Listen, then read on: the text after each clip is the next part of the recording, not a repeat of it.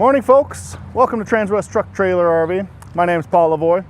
Today we're going to be showing you the 2024 Freightliner M2 106 Plus with the Summit hauler conversion. We're just going to start off on the front here. As you can see, a little bit different grille. This is Summit hauler.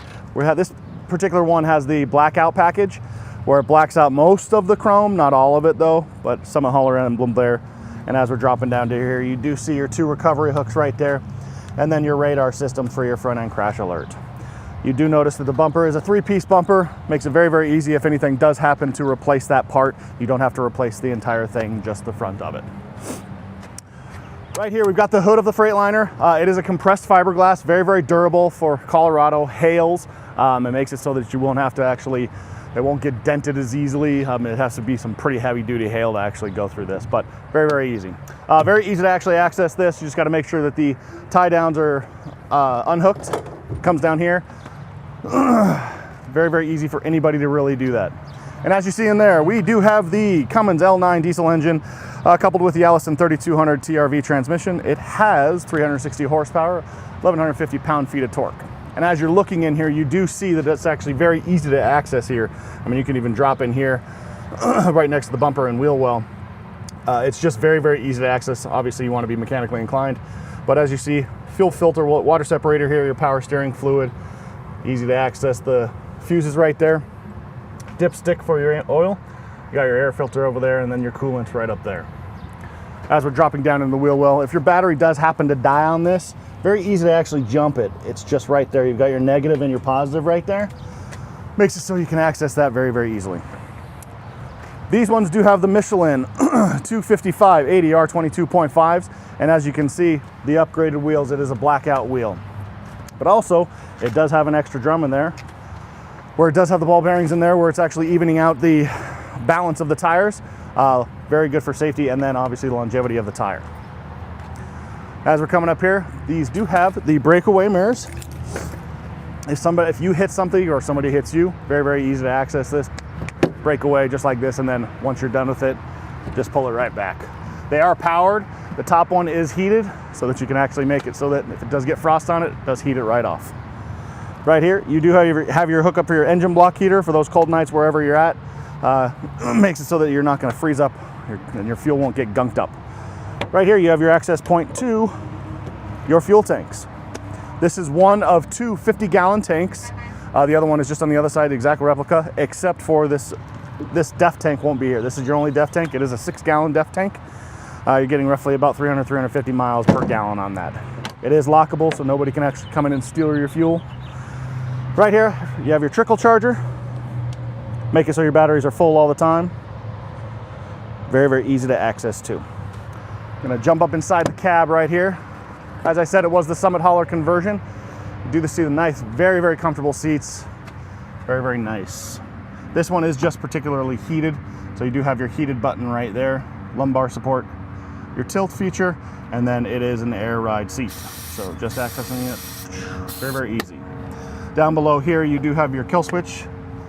With Freightliner, if you're not a daily driver on this, this is just making it if you're just, not driving once a month. Just kills off all the electronics, makes it so it kills out your batteries. We're gonna give this a start, but before we do, you gotta make sure that when you actually have the key in there, kick it over into accessories mode just like that. You're gonna hear the clicks go through. It takes about 5 seconds for it to go through. Once it's doing it, it's just cycling through everything. Just give it a start. So it's not throwing any codes or anything like that. I am gonna roll down the window because these things do have a tendency to lock on itself. The newer generations are better on it, but you never know. We're gonna shut this one up. And as you're looking in here, you're gonna see this panel right here. This is your access to your batteries, so it's very, very easy. You just got 4 bolts to it, and very, very easy to access. Up in here, if you do hear the radio, I apologize, I'll hop up in there. But this is your sofa seat right here. Good for 3 passengers while you're driving, or if you're stopped, it will go down into a bed. And very, very easy, just coming right back up. Just make sure that there's no weight or anything like that on there. We don't want to burn out the motor or anything like that. We'll shut this up. And as you see here, we've got a storage unit right here. This is one of 4, 2 of them being this size exactly. These are all lockable. And as you look in there, you are seeing that it is diamond plated, so very durable. And then over there, you do have your hookup for your air valve if you want to blow up your tires or blow out the actual external cap. You also have a fire extinguisher in there. One drawback to these, they do have weather proofing stuff on the perimeter of the actual door. You still will get moisture in there, so if it is something that can't get wet, don't put it in there. Here's the second one right here. Also diamond plated, all four of them will be. And once again, these are all lockable. As we're looking on the bed here, you also see that it's diamond plated. Very durable, and we're gonna pan up. There's one of four capability of the Voyager system backup cameras right up there. Then you have your indicator lights right to the next. And down below here, there's two holes. You can add basically anything. I mean, I know people put like a spare tire there or an external storage bin. Really, we can do whatever you want. You got 3 tracks right here going down. Just for tie downs, you got about 1,000 pound weight limit on those. And you see that this one does have the gooseneck on there. But most of our people do actually the 5th wheel Hensley, which you can actually have the gooseneck and the actual 5th wheel. It is an air ride one, so it makes it very comfortable for the trailer. And as we're panning down here, you're gonna see hookups for both your 5th wheel and then your bumper pull right there. This is the hookup for the Voyager system for your actual trailer. And you can hook up to 4 cameras on there. Like I said earlier on that one, we already have one hooked up there. And I'll show you on the inside of where the monitor is of what you can cycle through. You do have your heavy duty bumper pull right here if you want to go about it that way. As we're panning around, you're gonna see the other external storage bins. Very, very nice tires. And then the other one right there. All the same size as what's on the other side. Here is your other one, your 50-gallon tank.